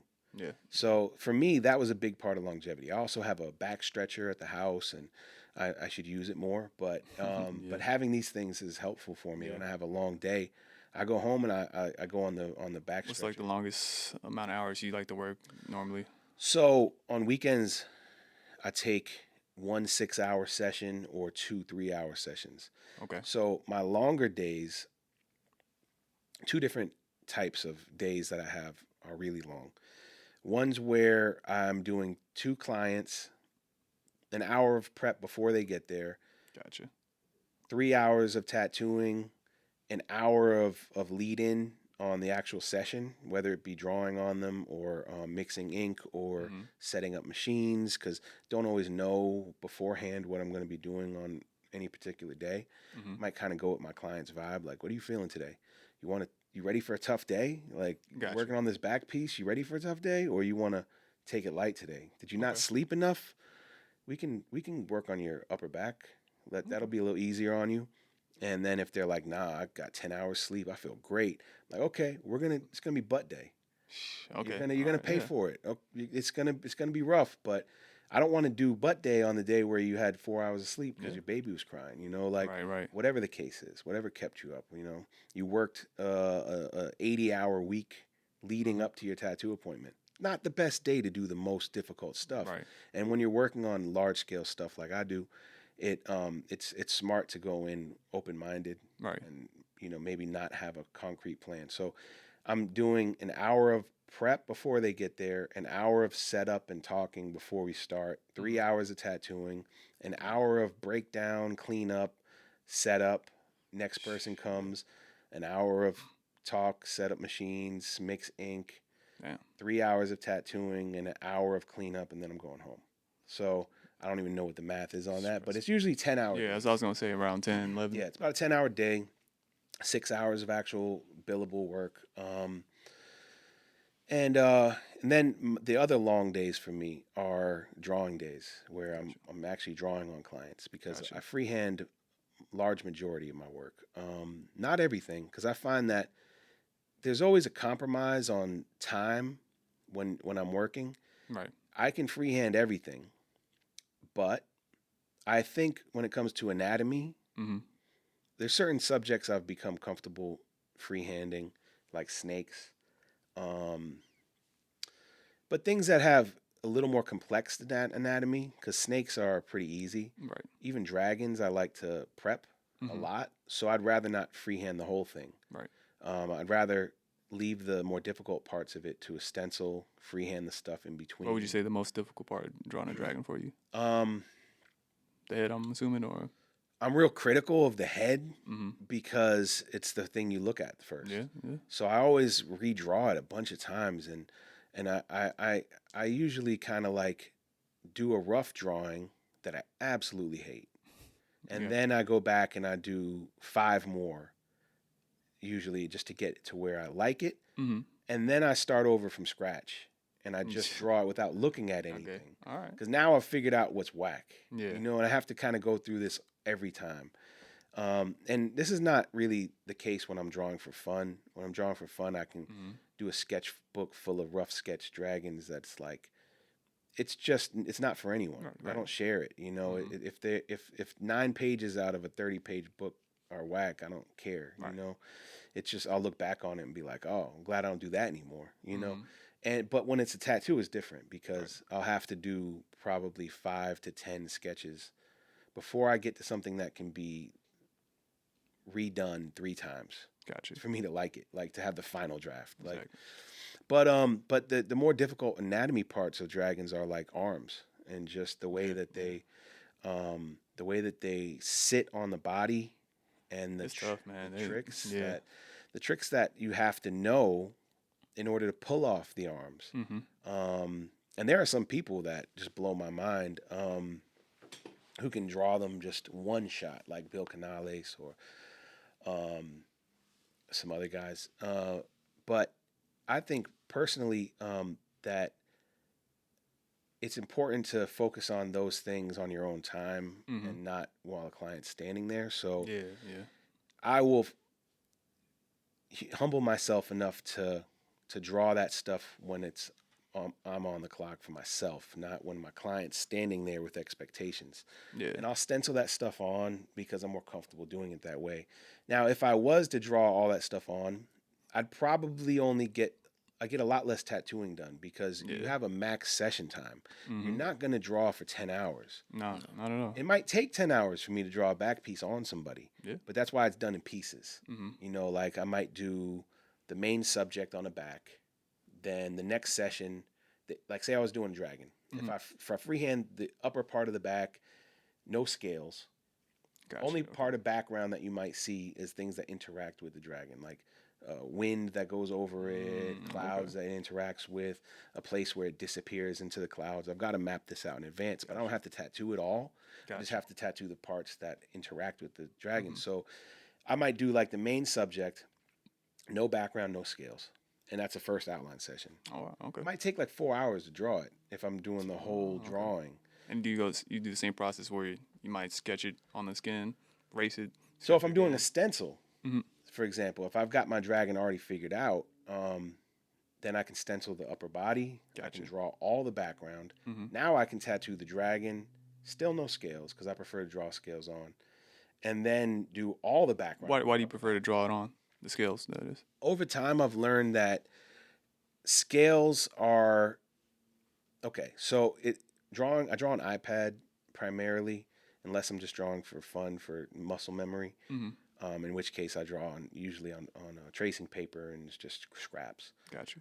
Or in a book. But so for clients, I draw on Procreate, and I'm using a 3D model of their body that I scan with an app.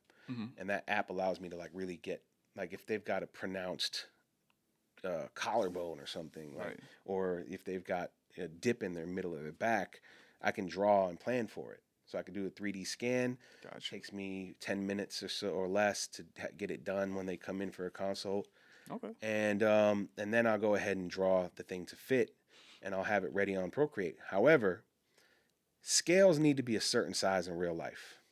If you do them too small or you do them too big, and I've done both, and and that's part of the learning process. Scales or feathers.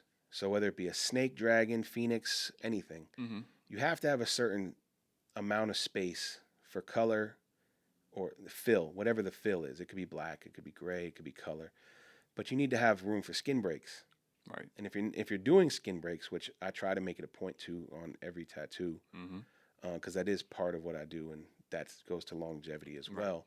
I realize that when I draw them digitally and I print them, I rarely ever think that they meet the criteria for the size that they need to be. So if I leave it till the next session and I draw them on, or a third session or whatever the case is, it's an easier day. I'm so routine with scales that I can really bust them out and kind of get them done in a good way in one pass. I don't need to. Yeah. It doesn't take me 5 hours to draw scales. Right. Might need a whole back piece full of scales on a dragon might take me an hour and a half. Okay. And I've got it, and the top part looks just like the bottom part, and they've all got the same flow, and I can look at it all empty, and then figure out what I really want from it in terms of the scale of each scale. Gotcha. So yeah, but that goes to the longevity. So when you're talking about how well you space things, how much of a skin break you left, because if you don't leave enough of a skin break, you haven't left a skin break at all. Right. Because it will close over time. if you leave too much of a skin break, it looks goofy. It looks Right. like you don't know what you're doing. So you have to really make those decisions on skin, in my opinion. Yeah. And that's also important for background too. That's why I draw all my background on. I don't stencil a single thing. I've even gotten into the point where in the last 2 years, all my flowers are drawn on too. So Okay. if I'm doing I'm about 6-8 months ago, I started a sleeve, and the drawing process just took me so long that day. I was just not on my A game. The drawing looked good, but it just took me a long time. Right. And I was like, you know what? I got some stencils. I have a little filing cabinet, and I've got some Mm-hmm. folders with old stencils I haven't used in a long time, but they're Yeah. all my drawings. I'm like, I'll use this. Yeah. It's just chrysanthemums. I'll go ahead and pop that on here. And I put them on, and I was like, this is trash. Because It's anything you pop on the skin Yeah. has less flow and form and fits on the body less good than if you were to draw it on. Because if you're drawing it on, you're going with touch, feel, and being able to really choose not only direction, not only size, Right. shape, but all these different things come into play. Stencils are very rigid. Stencils are less. I try to make up for that fact by doing a 3D model before I draw. Yeah. So that way my stencils end up being close to what I would draw on skin because I actually did draw it on them, just not Gotcha. in real life. Okay. No, it makes a lot of sense.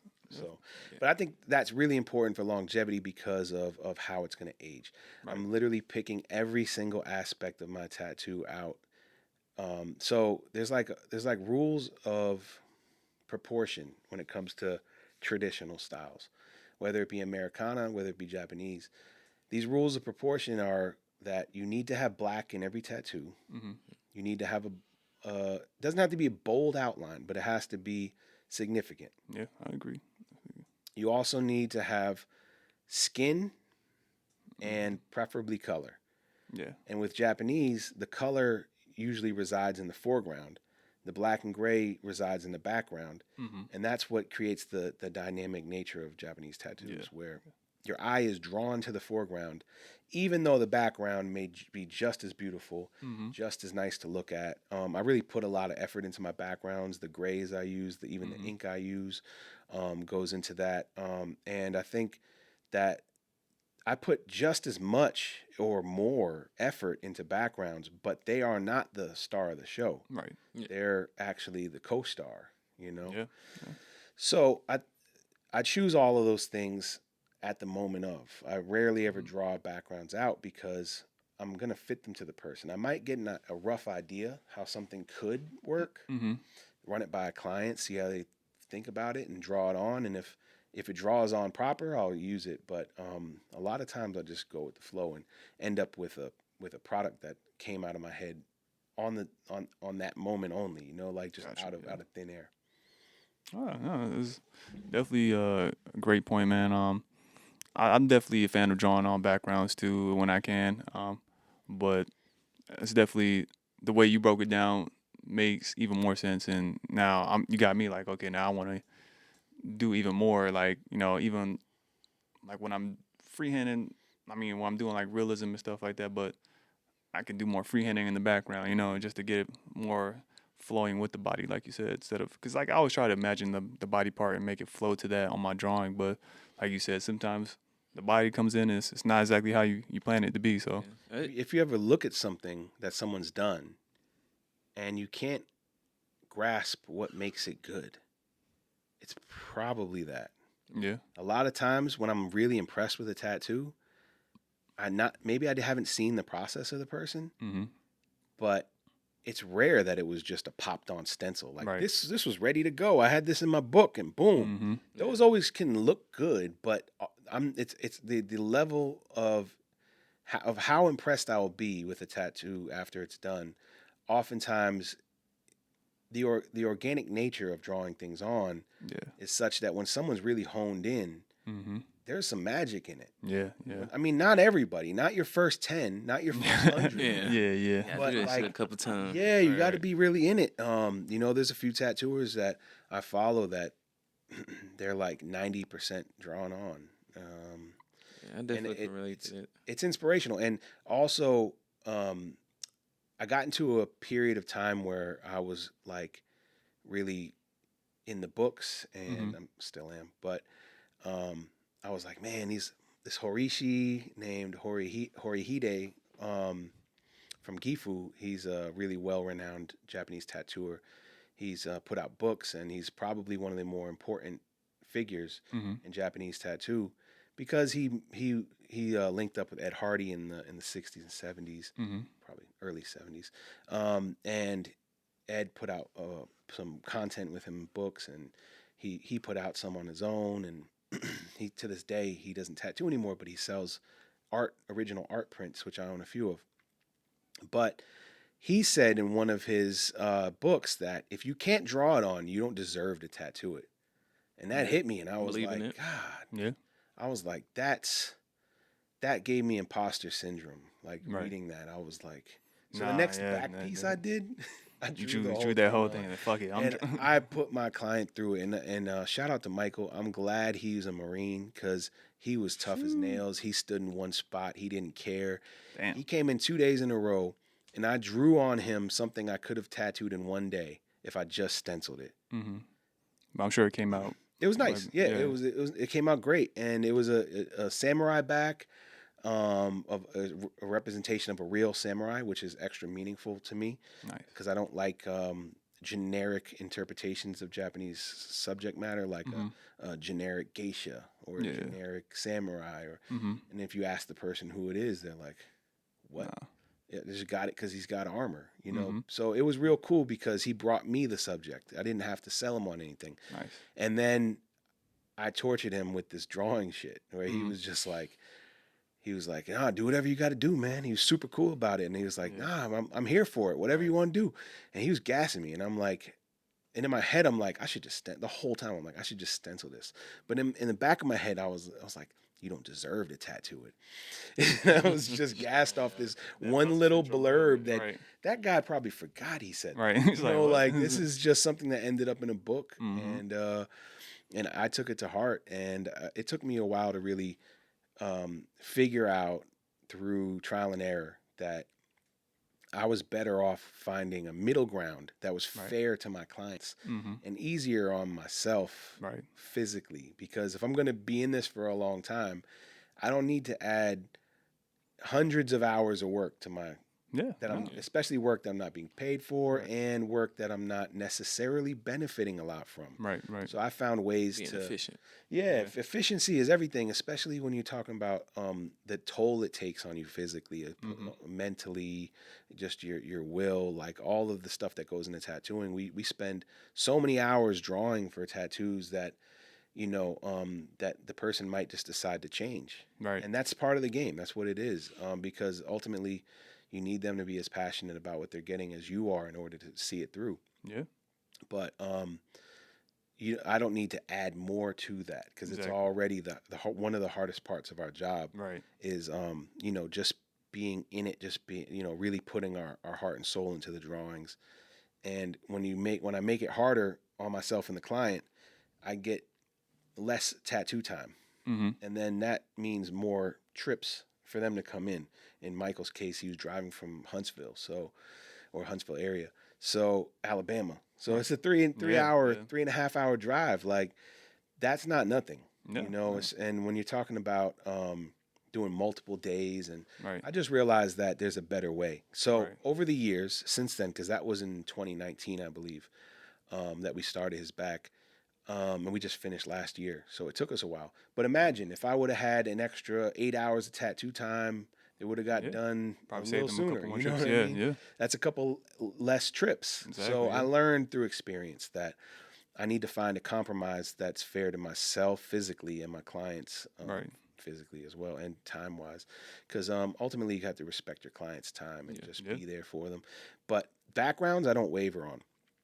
You got to stand there for it. You got to most times stand. It's not. That's a hard part of it. Right. I've got to be doing everything but sitting on the floor to draw on people. Yeah. I'll elevate them. I'll have them stand on a bench or something if I need to draw on their ankles. But comes back to dedication, though, man. Yeah, and that's a hard part of the process. That that is dedication in itself. Just having the just making that decision day in and day out to not pop on stencils and do it the easy way, but to do it the right way, to really put the energy and commitment into seeing it through and follow my own energy. If I don't show up to the shop on time and properly, taking care of, I need to prepare myself just to be in the session the right way. If I woke up late, hungover, or didn't eat in that morning, or I'm dragging ass and I get in there and I'm just like, yeah, let's do this. It's gonna show. Right. It's gonna show because I'm not putting a stencil on and just that's it. My actual labor involved with the design, which can take. I mean, I'm gonna have to look at this thing for the whole duration. Right. And if a client takes 10 years to finish a back piece, I'm gonna be looking at these bad choices for 10 years. Yeah. Whether they think of them as bad choices or not, that pressure is on me. You're gonna be kicking yourself over and over. Yeah, I'm always gonna look at it like, man, that peony's Right. or those clouds are misshapen, or Yeah. just little things. And a lot of times, this is the truth in all styles of tattooing. The flaws that we have in our work, our clients don't usually know about. No. No. Because they're the aesthetic things that we oftentimes look back at even just moments after we finish it. I think you talked about that on a previous podcast. You step away from it, you take the picture, the person leaves, you're like, that was dope. Ooh. Right. You see it like, oh, yeah. shit. So for me, it's about being so much more in the moment that I don't allow those things to happen. Right. No, that's smart. I definitely like when it comes to like Japanese influence stuff. I always like draw the background now. Like trying to stencil that shit out, it don't look right. It doesn't flow well. Last part of longevity that we only glazed over is Self-care. Is what? Self-care. Well, we talked. No, I was Well, we talked about that. Between the table I was using Right. that I use and having a And back longevity of stretcher at tattoos home. as well. Yeah, Right. so I mean, just your physical ability to continue doing this is only one factor, but Oh, the networking. longevity of your tattoos is another aspect. Yeah. Yeah. And I think that's lost with a lot of people, Especially these with days. Instagram. Yeah. Well, yeah, because the things that are trendy aren't necessarily thoughtful. They're trendy because they look cool. Like, as much as I hate and love some of the stuff I see on Instagram, whether it be color realism that's like using tons of light tones without Right. any structure. I know that's not going to hold up, Mm-hmm. but I mean, you can get a touch up every 5 years for the rest of your life, I guess. Yeah. And just fight off the tides. It's like, building a house on the beach. Right. Like at some point, the high tide is going to take you out because the high tide keeps getting higher. And so I look at a lot of stuff like that, like whether it be those sticker tattoos that look like stickers or the tattoos that, and I'm not saying anything is wrong with these. I'm just talking about longevity. In general. Right. So there's a lot of trends Mm-hmm. that they're trendy for a reason. They're fun to look at. Right. But tattoos, in my opinion, need to have a little bit more thoughtfulness in terms of the application. Having enough black in a tattoo for it to still look good in 10 years. Yeah. That means even if you use some gray shading underneath the color, Yeah. it doesn't have to be like dark black. It could just Right. be, instead of going from a dark green pigment to a mid-green pigment, maybe you have some black underneath it. Yeah. And, there's just a lot of ways to get to that, but I think that's something that's oftentimes overlooked. And one of the things I really appreciate about Japanese style tattooing is that it's undeniable that you have those factors as a key component. Right.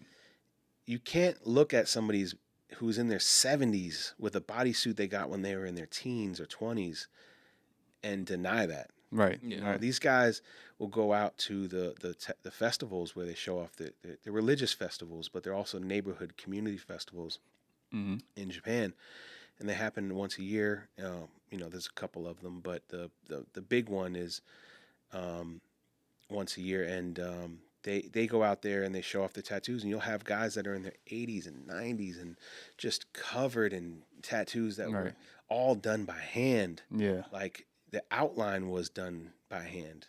The shading was done by hand. The color was done by hand. The pigments were mixed by hand. And those things are every aspect of the way that those tattoos were done is the reason that they exist the way that they do. Yeah. The particle size of the pigments for the color used are not what you get in a pre-dispersed bottle ink that's sold in America or Europe. Right. They were hand mixing powder pigment, and they were putting it in a way that you can't put traditional American pre-dispersed inks in. So do you hand mix all your inks No, these days, or? I haven't gotten there, but there's a couple things that I do to ensure the longevity of some of the things that I have. Different techniques I do for black, for outlines, ways I go about outlining things to try to get longevity out of it. For example, I'm not going to give away too much game here, but cutting your black on details in small things instead of using the richest black straight out of the bottle. So more like a gray line in a way. Not even a gray line. It'll still look black. But if you take a dynamic black and put half a cap of water and half a cap of dynamic black, it's still black. Oh yeah, it's still gonna be still black. It doesn't look like a gray line. Yeah. But you just put half the amount of pigment in the skin. So you're gonna get more longevity for smaller stuff. Now, no one it's too maybe too much work for some people. Or it's not a thought, but if you've seen your tattoos 10 years later, you'll understand why that's important. Or, just little things like that are really important to longevity. But the types of color that you use, what's in the pigment that you use. So if you buy pre-dispersed bottle inks, which every single one of your listeners that tattoos is definitely, buying those. If you look at the ingredient list, how many ingredients can you recognize? You should see the pigment number. It's usually 3 or 4 digit number. And the way that it's written on different bottles is different. Some manufacturers don't actually put any ingredients on their bottles, and I'll never use them. I'll never use an ink that the manufacturer doesn't put the information on it, because there's all types of fuckery in the business where profitability is such a big thing for these companies that have captured Absolutely. tattooing. You have trust funds and these investment firms that have bought up supply companies that were once well respected and are now just shells of what they used to be.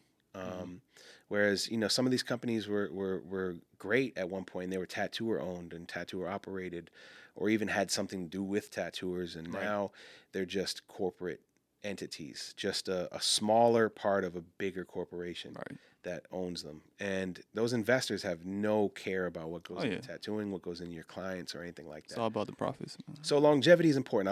I look at things like what's in the ink I'm putting in people's skin, not just whether it says vegan on the bottle. That's bullshit. Because honestly, if it's not vegan anyway, what the hell are you doing? Pigments are vegan. Exactly. Yeah. Isopropyl alcohol is vegan. Grain alcohol is vegan. Witch hazel is vegan. And USP, the other ingredient is in most inks is food-based glycerin. Glycerin, yeah. So I think I call it USP glycerin or something like that. But those are all natural ingredients. So putting vegan on a fucking product is just a way to sell it. It's not actually telling you anything meaningful, because what animal products are in ink? It just doesn't exist, at least bottled inks. But I look at the ingredients because the pigments that are used are important. I know some certain reds are prone to give people issues, and I know to look out for those reds when I'm looking at ingredient lists. Also, whether an ink has glycerin in it or not is going to dictate whether it's really runny and watery. And those watery inks, they can be still really pigment rich, but they're not going to suspend the pigment particles evenly throughout a cap. So you get settling in the bottle, settling in your cap. You get a different application when you use it because it's thinner versus thicker. Yeah. There's a lot of things that go into the applying the tattoo that really have some nuance into how the tattoo is going to age. Right. and knowing what's in it is a big part. The grays that I use all hand ground Japanese sumi. The ink itself, there's dozens, if not 100 or more, types of Japanese sumi you can find. Um, Not all of them are suitable to tattoo. Not all of them are or none of them pretty much are intended to be tattooed, with the exception of the solid ink that Horitomo put out, which is a proper sumi.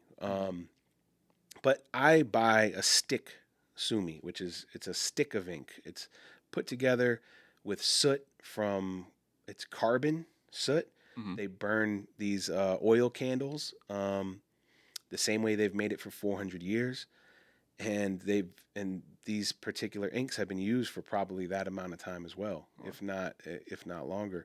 But this one company in particular that I buy from, they have been in the same place, in the same city, with the same ownership for hundreds of years. Wow.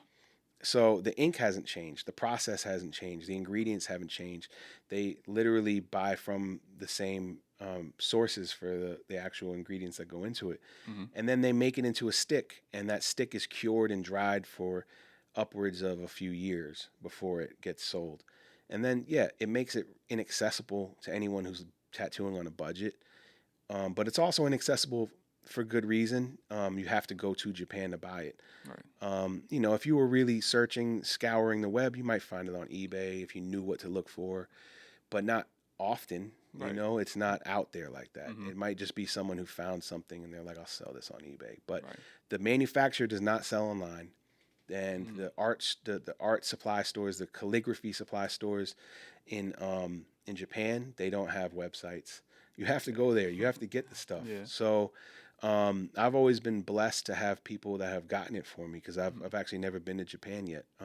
Okay. Very high on my to-do list. Same. Once I get my passport squared away. Right. But they so that's something that I use because I know this is what is in those 80-year-old guys' tattoos. When I see these guys who are out there and they've got a suit that's 50 plus years old, and I see the gray still, that's not what you're going to get from dulling down dynamic. Yeah. Or just watering down Pelican ink or Talons ink or Right. whatever it is people are using right now. Bottled inks are not going to provide that. We've all seen really old portraits and all the light tones are gone. Mm-hmm. Yeah. But with Japanese sumi, they'll still have light clouds 50 years after it's done, and it's amazing. Yeah. So I go for what is tried and true. These people have lived with these tattoos beautifully for decades, and I'm just trying to grab a little bit of that, just a little bit of that magic where I can hopefully offer that to my clients, Mm-hmm. But the ingredients that go into a tattoo are important, I think, as well as how you pick your needles. This goes back to me actually having made needles Right. early in my career. For anyone who hasn't made needles, which is most tattooers, the vast majority of tattooers have not made needles. So it shows when they don't know what tapers are or needle groups or how that affects a heel or how that affects the speed you need to run your machine at, or how the spreading of a mag is versus a stacked needle group that is almost not used at all anymore. Right. But knowing the history of these things, knowing the types of needles that are used, not having any foundation in that is a shortcoming that a lot of tattooers have. Yeah. And honestly, I think that cartridges and needle companies have evolved a little bit to where like you can find maybe even like bug pin at one point was like a secret. Right. You'd have to know some guy who was doing some super smooth black and gray and like sneak that information out of Yeah. them. Yeah, I remember the first time I found out about bug pins. I was You like, might even that guy might have had made all his needles because they just didn't Yeah. sell bug pins. Mm-hmm. Like who was selling bug pins? But you could buy loose needles from National, or I think even Tassol at one point used to have in their earlier days used to have Kingpin carried them. Yeah. It's not you'd be hard pressed to find loose needles on most suppliers, with the exception of maybe Lucky Supply. Yeah. But even then, it's hard. You're hard pressed because it's a lost art. Right. But those guys that had that leg up in tattooing back then, they were making needles, and that's why they had a leg up. That's why these guys who were doing like super super smooth black and gray, they were boiling Pelican drawing ink to make it richer. Yeah. Pelican's like it's one of those old school secrets. Not that many people. Well, now we have Right. tattoo inks that you should probably stick with, but Yeah. like I don't know, A little maybe bit more safe. You could probably get away with Was using Pelican Talons still, as but well? yeah, Talons has some ingredients that you probably shouldn't use. Yeah. But but I will say this: I've seen a tattoo done with Talons. And I probably have a few of them that I don't even know about. Because like, how often do you ask your artist when you're sitting down, "Hey, what's that black you're using?" But especially in my early days, I just didn't even before I was tattooing, I just didn't even pay attention. Exactly. But Talons oftentimes makes people itchy because it has a beetle shell. That's one of the few non-vegan inks because it's not actually for tattooing. It's It's a drawing ink, and that beetle shell extract is actually something that makes ink on paper look glossy. Shit, never knew that. Yeah, so they would literally just scrape off this stuff from beetle shells, put it into a vat of ink, and boil it down, however, and then you end up putting it into someone's skin, and they have a mild allergic reaction for the rest of their life.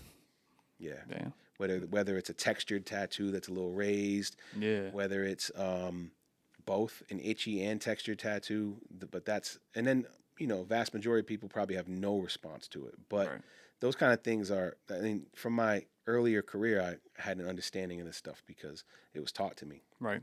That goes to the value of apprenticeship, Exactly, yeah. But definitely. Man, you dropped a lot of knowledge, man. That was, I was going to say we can ask questions, but man, you already blessed us with over 2 hours of great convo. Appreciate that, man. Yeah, great insight. It's been a good talk. Definitely.